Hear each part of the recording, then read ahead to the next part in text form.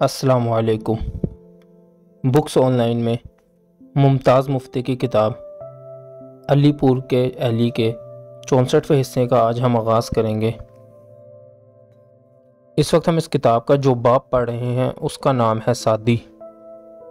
آئیے کتاب کو پڑھنے کا آغاز کرتے ہیں۔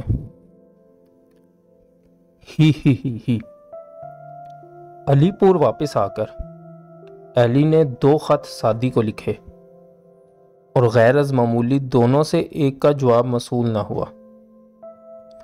اس کے باوجود یہ بات اس کے ذہن میں نہ آئی کہ بیاہ سے متعلقہ مصروفیات کے علاوہ بھی کوئی وجہ ہو سکتی ہے۔ ان دونوں خطوط میں اس نے مطالبہ کیا تھا کہ عہد و پیمان کے شرط جیتنے کی وجہ سے سادی اسے ملے اور مقبرہ یا شالامار میں چند ایک گھنٹے اس کے ساتھ گزارے۔ وہ سمجھتا تھا کہ شاید وہ خط سادی تک نہ پہنچے ہوں، شاید اس سہیلی نے جس کی معرفت سے وہ خط بھیجتا تھا خطوں کا راز فاش کر دیا ہو، شاید وہ لوگ کہیں چلے گئے ہوں، شاید اسے خیال آتے، لیکن یہ خیال کبھی نہ آیا تھا کہ شاید بیگم نے سادی کو ایلی سے متنفر کر دیا ہو۔ جانے کیوں اسے سادی پر مکمل اعتماد تھا۔ وہ اپنی نسبت شک کر سکتا تھا، لیکن سادی جس عظیم کردار کا سادی نے مظاہرہ کیا تھا، اس کی وجہ سے ایلی کو کبھی شک نہیں پڑ سکتا تھا کہ کوئی سادی کو ورغلا سکتا ہے۔ پھر سادی کا خط دیکھ کر ایلی حیران رہ گیا۔ مضمون پڑھ کر اسے یقین نہ آ رہا تھا کہ وہ خط سادی نے لکھا ہے۔ پہلے چند ایک جملے نہایت سنجیدہ اور خشک انداز میں تحریر کیے گئے تھے۔ اس کے نیچے 5-6 لائنیں لکھ کر انہیں کاٹ دیا گیا تھا اور اس قدر احتیاط سے ایک ایک لفظ کاٹا گیا تھا کہ یہ اندازہ لگانا ممکن نہ تھا کہ کٹا ہوا حصہ کس بات کے متعلق ہے۔ کٹے ہوئے مضمون کے نیچے تحریر تھا، خیر چھوڑیے اس بات کو۔ اوپر لکھا ہوا تھا، مورخہ 4 ماہ حال کو اس بات کا امکان ہوگا کہ میں آپ سے مل سکوں۔ اس روز شام کے 3 بجے سے 5 بجے تک آپ بوڑھے دریا کے پل پر میرا انتظار کریں۔ امید تو ہے کہ میں ضرور آؤں گی، لیکن 5 بجے تک نہ آئی تو سمجھ لیجئے کہ مجبوری کی وجہ سے رکنا پڑا۔ اس صورت میں پھر اطلاع دوں گی۔ ایلی حیران تھا، ایسا خط تو سادی نے کبھی نہ لکھا تھا۔ مضمون کا انداز ہی نیا تھا۔ اس کے علاوہ سادی نے تو کبھی اپنے خط کا ایک لفظ بھی نہ کاٹا تھا۔ وہ بے تکلف اور بے تکان لکھا کرتی تھی اور اس کے خطوط اتنے لمبے ہوتے تھے کہ دیکھنے میں اخبار معلوم ہوتے تھے۔ آخر کیا بات تھی کہ اس نے خط لکھ کر الفاظ کو کاٹ دیا تھا۔ ایلی دیر تک سوچتا رہا، لیکن کسی نتیجے پر نہ پہنچ سکا۔ پھر شاید اس نے سوچا کہ ملاقات پر ساری بات معلوم ہو جائے گی، اس لیے وہ تیاری میں مصروف ہو گیا۔ لاہور جا کر اس نے سوچا کہ شاید اسے دیر تک پل پر انتظار کرنا پڑے، اس لیے اس نے اپنے ایک عزیز کا سائیکل مستعار لے لیا اور پل پر جا پہنچا۔ بوڑھے دریا کے پل پر چند منٹ انتظار کے بعد سادی کا تانگا اس کے قریب آ کھڑا ہوا۔ تانگے میں وہ اکیلی تھی۔ سادی کا چہرہ انبساط کی وجہ سے گلاب کے پھول کی طرح کھلا ہوا تھا۔ ایلی کو دیکھتے ہی وہ بولنے لگی، ارے آپ تو پہلے ہی سے موجود ہیں اور میں سمجھی میں پہلے پہنچوں گی۔ پہلے پہنچ جاتی تو یہاں کیا کرتی تم؟ ایلی نے کہا۔ انتظار، اور کیا؟ انتظار کرنے کا بہت شوق ہے کیا؟ ایلی بولا۔ شوق کیا، کر رہی ہوں انتظار، نہ جانے کب تک کرنا ہوگا، اب تو عادت سی ہو گئی ہے۔ یہ کہتے ہوئے اس نے تانگے والے کو پیسے دے دیے اور تانگے سے نیچے اتر آئی۔ ارے ایلی چلایا، تانگا کیوں چھوڑ دیا ہے؟ وہ بولی، مجھے خیال ہی نہیں آیا۔ اور بن سوچے ہی کرایہ چکا دیا؟ ایلی نے پوچھا۔ آپ کو بھی تو یاد نہیں آیا جو چپکے سے کھڑے رہے؟ وہ ہنسی۔ میں تو خیر مصروف تھا۔ مصروف؟ ہاں، شدت سے۔ تو میں بھی مصروف ہی ہوں گی، وہ ہنسنے لگی۔ اب کیا کریں گے ہم؟ نہ جانے کب کوئی خالی تانگا آئے ادھر۔ سائیکل جو ہے، وہ چلائی، مجھے آگے بٹھا لیجئے۔ ہائے، ایلی کا منہ کھلے کا کھلا رہ گیا۔ اس زمانے میں لاہور میں عورتیں خیمہ نما نقاب کے بغیر دکھائی نہیں دیتی تھیں۔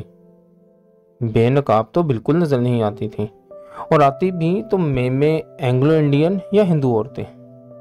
پردے کی پابندی سختی سے کی جاتی تھی، اس حد تک کہ نقاب اٹھا کر چلنا بھی معیوب سمجھا جاتا۔ اس دور کے لاہور میں زیادہ تر رونق شہر کی فصیل کے اندر والے علاقوں میں پائی جاتی تھی، اور موتی بازار میں شوقین مزاج لوگ شام کے وقت جمع ہو جاتے، کیونکہ عورت کی بہار دیکھنا کسی اور جگہ ممکن نہ تھا۔ ویسے تو شہر سے باہر انارکلی میں خاصی رونق ہوتی تھی، لیکن وہاں سیر و تفریح یا خرید و فروخت کرنے والے صرف مرد ہوتے تھے۔ عورتوں کے لیے اندرون شہر ڈبی بازار اور اس کے ملحقہ علاقوں میں زیورات اور پارچہ جات کے چند ایک بازار مخصوص تھے، جو کہ انارکلی سے باہر کے علاقے آباد تھے۔ مال روڈ پر سارا دن الو بولتا تھا، شام کو چند ایک گاڑیاں آتی جاتی دکھائی دیتی۔ یہ علاقے صرف گوروں، اینگلو انڈین اور صاحبوں کے لیے مخصوص تھے۔ اس زمانے میں کسی لڑکی کو سائیکل پر بٹھا کر چلنا آسان کام نہ تھا۔ سائیکل پر آگے بٹھانے کی بات چھوڑیے، ان دنوں تو اگر کوئی اینگلو انڈین لڑکی سائیکل پر سوار دکھائی دیتی تو لوگ آوازیں کستے، نعرے لگاتے۔ سادی کی بات سن کر ایلی چونکا، لیکن سادی ہنس رہی تھی، ہنسے جا رہی تھی۔ بس ڈر گئے؟ وہ چلائی۔ لیکن یہ کیسے ہو سکتا ہے؟ ایلی نے کہا۔ میں بتاتی ہوں، وہ بولی، اور پھر پھدک کر ایلی کے سائیکل کے آگے بیٹھ گئی۔ دیکھیے، یوں ہوتا ہے، اب آپ چلائیے۔ لیکن اگر گر گئی تو اٹھ بیٹھوں گی اور پھر سے سوار ہو جاؤں گی، دونوں اکٹھے ہی گریں گے نا۔ ایلی حیرت سے سادی کی طرف دیکھ رہا تھا۔ راہگیر انہیں دیکھ کر رک گئے تھے، ان کے گرد بھیڑ لگی جا رہی تھی۔ ہی وہ ہنس رہے تھے، لیکن سادی راہگیروں کی نگاہوں سے گویا بے خبر تھی، بے نیاز تھی۔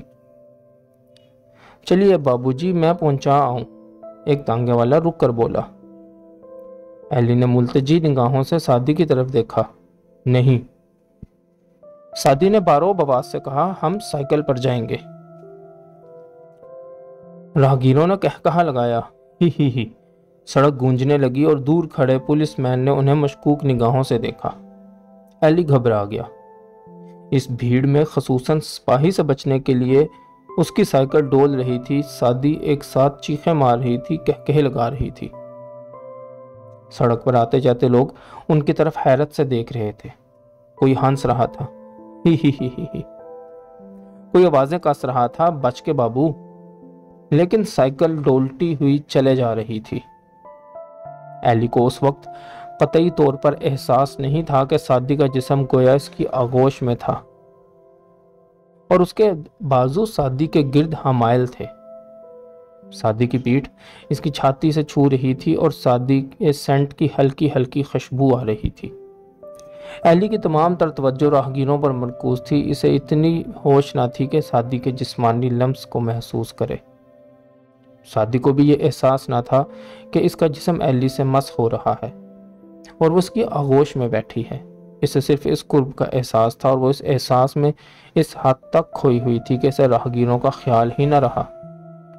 اسے قطعی طور پر معلوم نہ تھا کہ لوگ ان کی طرف حیرت سے دیکھ رہے ہیں یا تمسخر سے دیکھ رہے ہیں۔ وہ محسوس کر رہی تھی جیسے وہ دو بچے ایک انوکھا کھیل کھیل رہے ہوں اور ایک نئے کھلونے کو آزما رہے ہوں۔ وہ مسرت سے چھلک رہی تھی، چیخ رہی تھی، چلا رہی تھی، کہکہے لگا رہی تھی۔ ان دنوں وکالت کا فائنل امتحان قریب تھا، اور مقبرہ وکالت کے طالب علموں سے بھرا ہوا تھا۔ ہر جگہ، ہر پلاٹ میں، ہر بینچ پر، ہر پودے تلے طالب علم قانون کی موٹی موٹی کتابیں کھولے پڑھنے میں مصروف تھے۔ ان کی آنکھیں پڑھ پڑھ کر چندیائی ہوئی تھیں، چہرے بے خوابی کی وجہ سے سوجے سوجے سے دکھائی دے رہے تھے، جیبیں فکر کی وجہ سے پرشکن تھیں۔ قانونی نقطوں پر بحثیں کرتے کرتے ان کی آوازیں بیٹھ چکی تھیں، لیکن سادی اور ایلی کو ان کے وجود کا احساس نہ تھا۔ جب وہ باغ میں داخل ہوئے تو ایلی نے غور سے چاروں طرف دیکھا۔ دو چار ایک پلاٹوں میں چند ایک لڑکے دکھائی دیتے۔ ایلی نے سکون کا سانس لیا اور سڑک کے جھمیلے سے نکل کر یوں محسوس کیا جیسے باغ صرف سادی اور ایلی کے لیے مخصوص ہو۔ ان چند ایک لڑکوں کا کیا تھا جو دور اپنی کتابوں میں کھوئے ہوئے تھے؟ اس کو یہ معلوم نہ ہوا کہ قریب کے پودوں، جھاڑیوں اور پھولوں کے تختوں کی اوٹ میں جگہ جگہ چھپی ہوئی آنکھیں انہیں دیکھ رہی ہیں۔ باغ کے ایک ویران کونے میں پہنچ کر ایلی نے کلیوں سے لدی ہوئی چنبیلی کی جھاڑی کی طرف اشارہ کر کے کہا، یہ تم ہو سادی؟ سادی نے حسب عادت کہا لگایا، کیوں؟ وہ بولی، میں کیا جھاڑی ہوں؟ چنبیلی پھولوں میں چٹ کپڑی ہے، ایلی نے کہا، اور تم عورتوں میں لیکن راہ چلتے کا ہاتھ پکڑتی ہے یہ تو۔ سادی مسکرائی، اور تم پگڑی اچھالتی ہو، ایلی نے کہا۔ سادی نے کہا لگایا، جب ہی آپ ننگے سر رہتے ہیں۔ وہ خوشی سے تالی بجانے لگی۔ چنبیلی کی جھاڑی میں حرکت ہوئی اور ٹہنیوں سے ایک سر باہر نکل آیا، ایک لمبا سا چہرہ، چار ایک سفید دانت۔ ایلی گھبرا گیا۔ ارے، سادی نے کہا لگایا، سبحان اللہ! وہ چلائی، ذرا کیمرہ تو نکالیے۔ سر نے غوطہ کھایا اور سبز ٹہنیوں میں گم ہو گیا۔ کون تھا یہ؟ ایلی نے گھبرا کر پوچھا۔ لڈو۔ کیا معلوم وہ ہنسے جا رہی تھی۔ ارے، وہ پھر چلائی۔ ایلی نے مڑ کر دیکھا، ان کی پشت کی طرف آنکھوں کے چار جوڑے ان کی طرف گھور رہے تھے۔ یہ تو نین جھاڑی معلوم ہوتی ہے، وہ ہنسی۔ ایلی نے اس کا بازو پکڑ کر گھسیٹنا شروع کر دیا۔ تم مجھے پٹواؤ گی، وہ بولی، کیا مزہ رہے گا، وہ ہنسی۔ تماشا دیکھتی ہو؟ دیکھتی ہوں، کرتی نہیں۔ لیکن وہ تو تمہیں تماشا سمجھتے ہیں، بڑے سمجھیں، اس سے کیا ہوتا ہے؟ سادی، ایلی نے سنجیدگی سے پوچھا، تم ان کی نگاہوں سے گھبراتی نہیں؟ نہیں تو، وہ بولی، گنوار پن سے کیوں گھبراؤں؟ مجھے تو ڈر آتا ہے، ایلی نے کہا۔ آپ کا کیا ہے، وہ ہنسی، آپ تو یوں ہے جیسے گھبراہٹ میں جان پڑ گئی ہو۔ لیکن ہم نہیں گھبراتے۔ تو کیا تم سے بھی گھبراؤں؟ کیوں نہیں؟ وہ بولی، گوری چٹی لڑکی کو دیکھ کر تو لوگوں کے ہاتھ پاؤں پھول جاتے ہیں۔ ان کی بات نہ کیجیے۔ کیوں؟ ایلی نے پوچھا۔ نہیں، وہ ہنسی، جلنے کی کوئی بات نہیں، اخلاق مانے ہے۔ وہ کیا ہوتا ہے؟ وہ بھی ہوتا ہے، سمجھ لیجئے مجھے کوفت ہوتی ہے۔ اور ان گنوار نگاہوں سے کوفت نہیں ہوتی؟ وہ ہنسنے لگی۔ یہ تو یوں دکھتے ہیں جیسے تم لڈو ہو۔ وہ ہنسی۔ ہاں، وہ بولا۔ تو ہاتھ کیوں نہیں بڑھاتے آپ؟ مجھے لڈو سے دلچسپی نہیں۔ جھوٹ، وہ چلائی، سفید جھوٹ۔ کیوں؟ ایلی نے پوچھا۔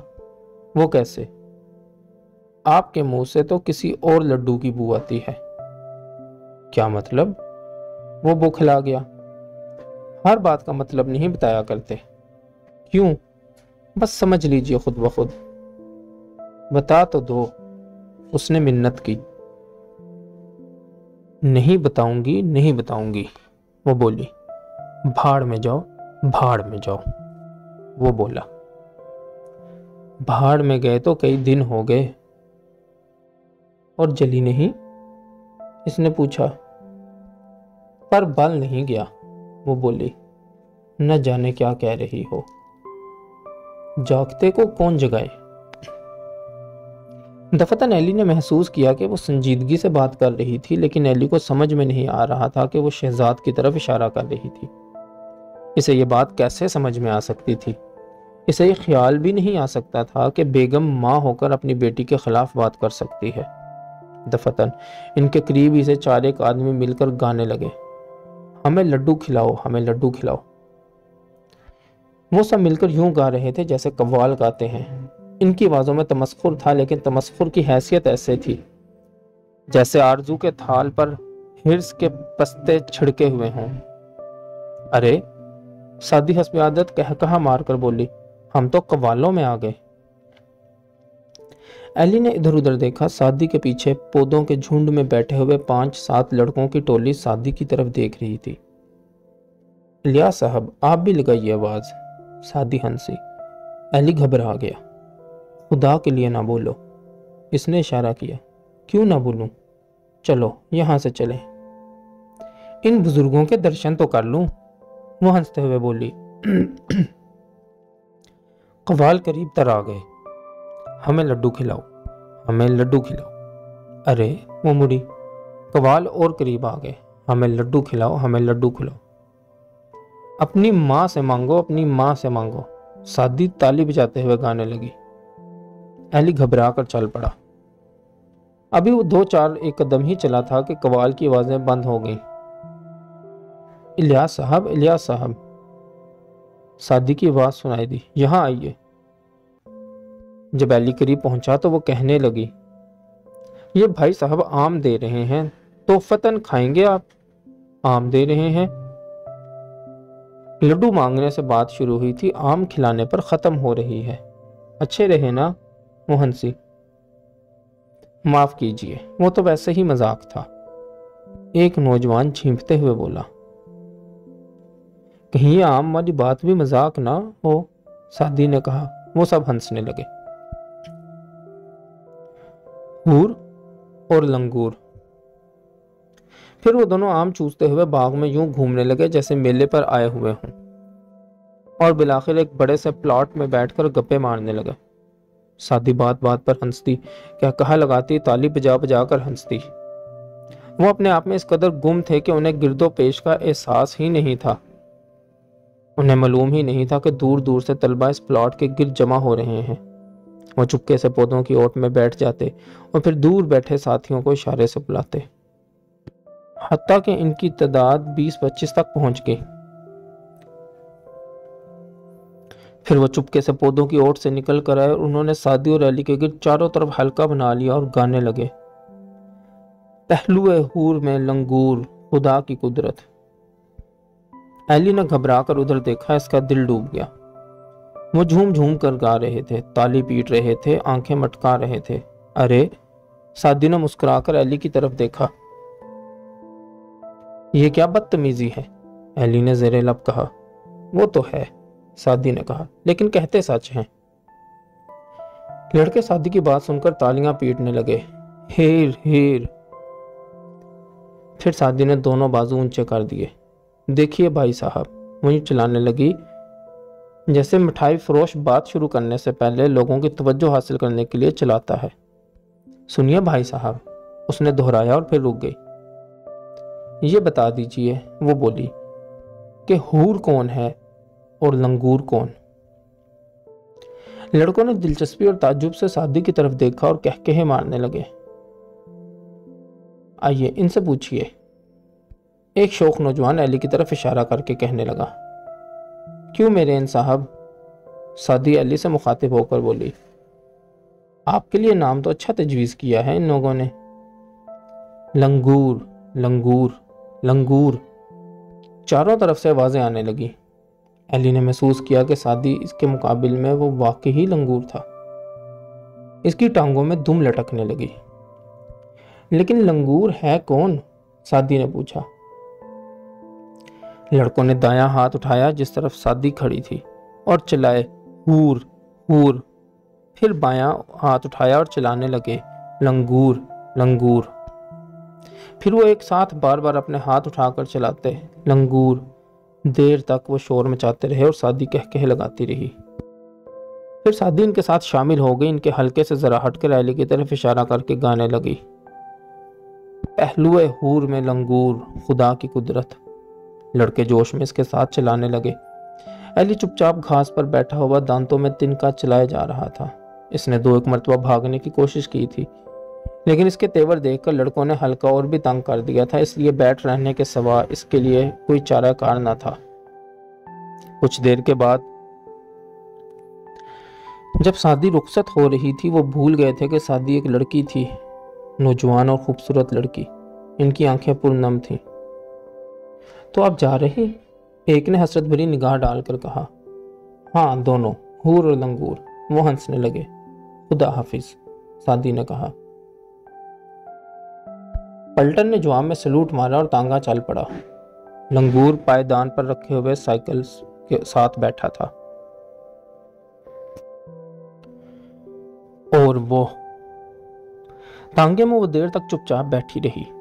इसने दोनों हाथों का प्याला बनाकर इनमें थोड़ी टेक रखी थी और सड़क पर निगाहें जमाए हुए थी। किस सोच में पड़ी हो? एली ने पूछा। कुछ नहीं, इसने मुस्कुराने की कोशिश की। आखिर क्या बात है? कुछ भी तो नहीं। डरती हो कि भाईजान को पता ना चल जाए? वो हंसी। क्या फर्क पड़ता है? फिर सोच कैसी? सोच के सिवा अब है ही क्या? वो बोली। क्यों? खुद करदा राह ला जे नेस्त। पेशेमानी हो रही है? परेशान हूं। क्यों? बस हूं। वो हंसी।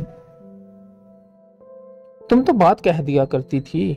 एली ने घबरा कर इसकी तरफ देखा। ना कहने वाली बात हायल हो जाए तो? उसने हसरत भरी निगाह से एली की तरफ देखा।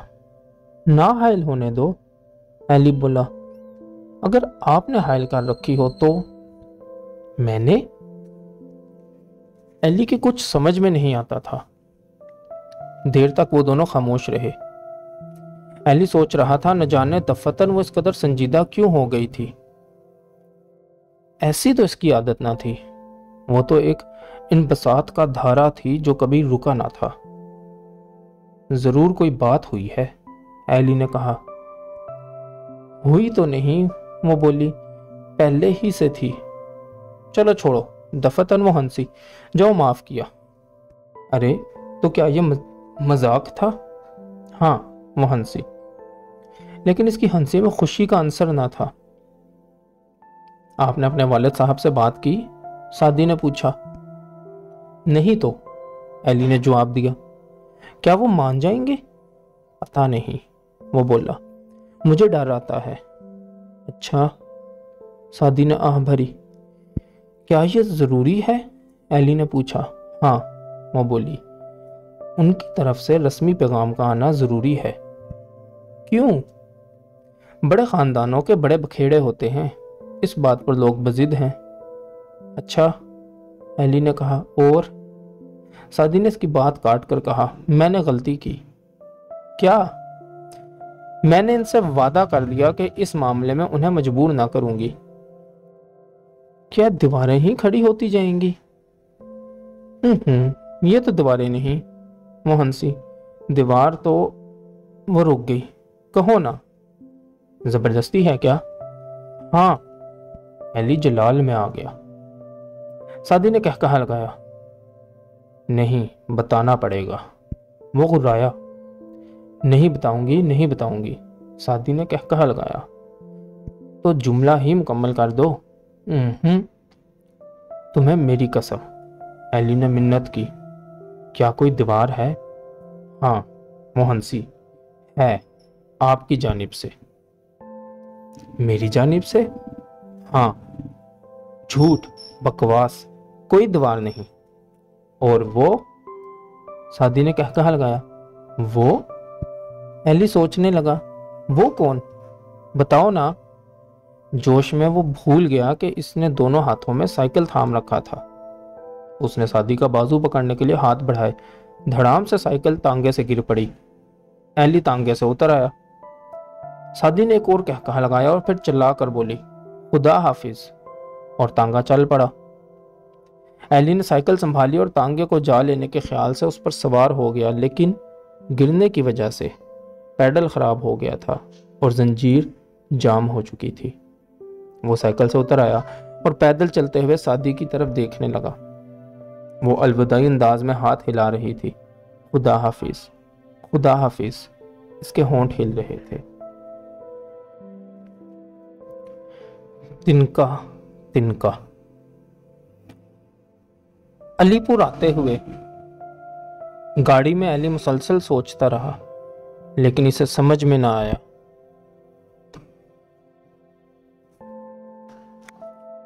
कि کہ کون سی دیوار اس کی اپنی جانب سے حائل تھی؟ وہ سے سعدی کا کیا مطلب ہو سکتا ہے؟ وہی ایک دیوار تھی جو سعدی اور ایلی کے درمیان حائل تھی، لیکن نہ جانے کیوں اس جذباتی تعلق کے باوجود وہ شہزاد کے متعلق محسوس کرتا تھا وہ اسے دیوار نہیں سمجھتا تھا۔ اگر وہ اس موضوع پر غور سے سوچتا تو محسوس کرتا کہ الٹا سعدی تو بذات خود شہزاد اور ایلی کے درمیان ایک دیوار بن چکی تھی، ایک ایسی دیوار جو راستے کی مشکل نہیں تھی بلکہ ایلی کے تحفظ، سکون، اطمینان اور خوشی کی دیوار تھی۔ یہ صحیح تھا کہ ایلی کو شہزاد سے بے حد وابستگی تھی، لیکن ایلی محسوس کرنے لگا تھا کہ شہزاد کے شادی شدہ ہونے کی وجہ سے ان کے تعلقات صحت مند نہیں رہ سکتے تھے۔ بہرحال وہ سعدی کے اس اشارے کو نہ سمجھ سکا۔ اسے خیال بھی نہ آیا کہ کسی نے سعدی سے شہزاد کی بات کہہ دی تھی اور پھر بیگم کہے، یہ خیال اس کے دل میں نہ آیا۔ اگر وہ سعدی کے اس اشارے کو سمجھ پاتا تو یقیناً وہ سعدی سے مل کر اسے تمام رویداد سنا دیتا، اور سعدی اپنی خلوص پسندی اور سادگی کی وجہ سے اس پھانس کو اپنے دل سے نکال دیتی جو بیگم نے انتقام کے جذبے کی وجہ سے اس کے دل میں پیدا کر دی تھی۔ لیکن حالات کا تقاضا کچھ اور تھا۔ مستقبل کے بطن کے واقعات کا رخ کسی اور جانب متعین ہونا تھا۔ ہونے والے واقعات مستقبل کے بطن میں چلا رہے تھے، اپنی نمو کے لیے بلک رہے تھے۔ علی پور پہنچ کر جب ایلی شہزاد کے چوبارے میں پہنچا تو اس نے دیکھا کہ صفدر اور شہزاد ایک جگہ بیٹھے باتیں کر رہے ہیں، لیکن اس وقت وہ سعدی کی باتوں کی وجہ سے اس قدر پریشان تھا کہ اسے خیال ہی نہ آیا۔ اس نے صفدر کی آنکھ میں گرسنہ چمک کی طرف توجہ نہ دی اور اس نے یہ بھی نہ دیکھا کہ شہزاد اس کی آمد پر گھبرا کر پیچھے ہٹ گئی ہے۔ ایلی کو دیکھ کر بیگم قریب آ گئی۔ تو بھی آ گیا؟ وہ بولی۔ ہاں، ایلی نے جواب دیا۔ 2-1 روز بھی باہر نہ رہ سکا۔ بیگم کی مسکراہٹ میں طنز کی دھار تھی۔ ایلی نے غصے سے بیگم کی طرف دیکھا۔ صفدر کے چہرے پر چمک ابھری۔ شہزاد جوں کی توں خاموش بیٹھی رہی۔ ایلی بیگم کی بات کا جواب دیے بغیر فرت کی طرف چل پڑا۔ علی پور آنے کے بعد ایلی پر صرف ایک دھن سوار تھی کہ جس قدر جلد ممکن ہو وہ علی احمد سے شادی کی رضامندی حاصل کر لے۔ اس کا خیال تھا کہ ابا اس معاملے میں ضد نہیں کریں گے۔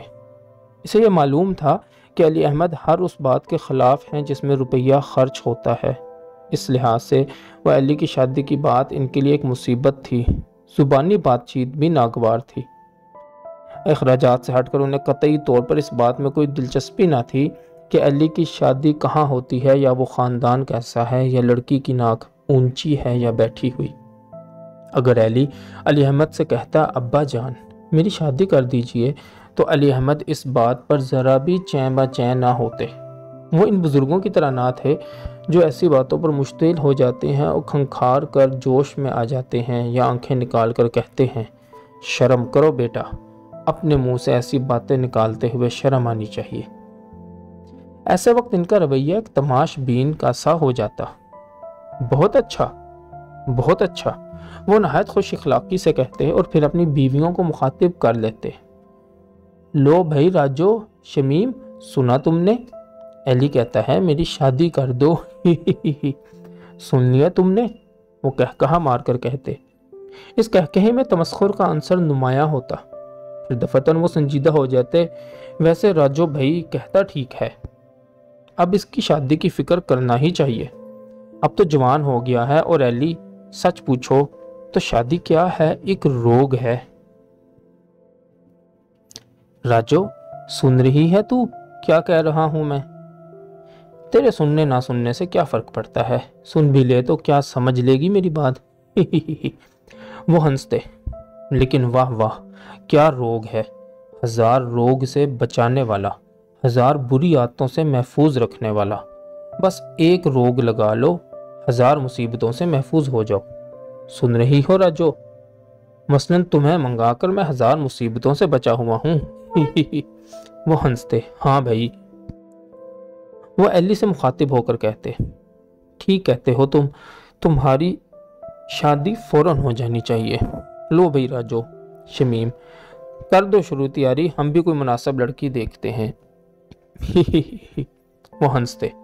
राजो, अब मैं कोई अपने लिए थोड़ी देखता हूँ, अब तो मुझे मजबूरन एली के लिए लड़कियों को देखना पड़ता है। और देखो ना, शादी कोई खेल तो है नहीं कि आज तुम कहो और कल हो जाए। भाई ये तो बहुत बड़ा बखेड़ा है, पहले तिनका तिनका इकट्ठा करें। इतने अमीर तो हम हैं नहीं कि एकदम सब कुछ खरीद लेंगे। कोई ज़माना आया है दाल रोटी नहीं चलती, बस तिनका तिनका इकट्ठा होगा, फिर तुम्हारा आशियाना बनेगा और उस पर कोई फाख्ता बैठेगी। अल्लाह अल्लाह खैर सल्लाह। लो भाई राजो, तो शुरू कर दो, आज ही से तिनका तिनका जमा करना। ही। वो हंसते और बात ताक पर धरी की धरी रह जाती। एली सोच रहा था कि अब्बा से इस अंदाज से बात की जाए कि उन्हें वाज़ेह तौर पर महसूस हो जाए कि अखराजात का इंतज़ाम हो चुका है, तिनका तिनका इकट्ठा हो चुका है, फाख्ता भी मौजूद है और उनसे सिर्फ इजाज़त की तवक्को की जा रही है कि रस्म के मुताबिक फाख्ता को अपनी उंगली पर बिठा कर ले आए और बने बनाए घर में बिठा दें। इस सूरत में शायद वो एतराज़ ना करें। एली ने यह कभी ना सोचा था कि अखराजात कौन पूरे करेगा, रुपया कहाँ से आएगा और रसूमात कैसे अदा होंगे, रख रखाव कैसे कायम रहेगा। ये बातें बेहद तकलीफ दे थीं और नाखुशगवार और तकलीफ दे बातों पर सोचना एली को नापसंद था। तबई तौर पर वो ज़हनी फरार का कायल था। वो चाहता था कि किसी तरीके से अब्बा से रजामंदी हासिल कर ले और वो एक बार शादी के अक़रबा से जाकर रस्मी तौर पर पैगाम पेश कर दे, फिर चाहे कुछ हो या ना हो। फिर के मुतल्लिक सोचने से एली घबरा जाया करता था।